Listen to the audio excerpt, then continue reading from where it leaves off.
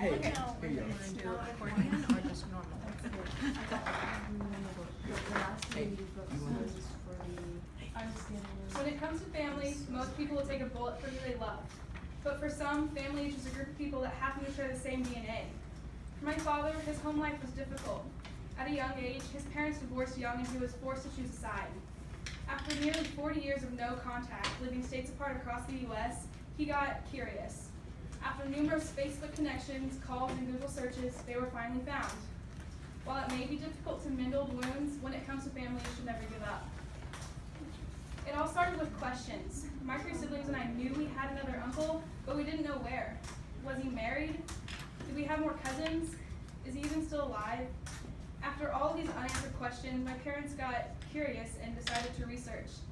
But the problem was they only knew their name, birth date, and last known location. After tons of shots and misses to the wrong people, we finally came across a couple named Tina and Randy Lewis, living in Wasilla, Alaska. From there, it only got better, and the pieces seemed to just fall into place. We left them a voicemail, knowing it would probably just be another wrong couple with the wrong number, but this time it was different. They actually called us back, confirming that they were who we were looking for. My father and his brother talked for hours upon hours, catching up on lost time.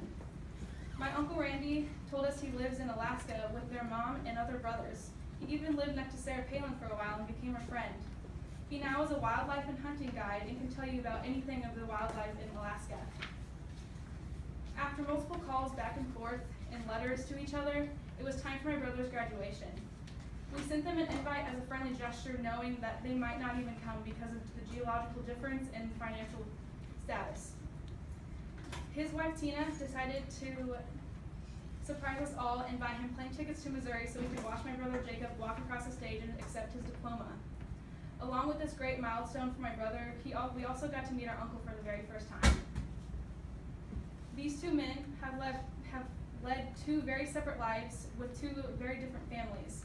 After a long time of just filling in the blanks with no accuracy or no closure if we were right or wrong, we finally found them.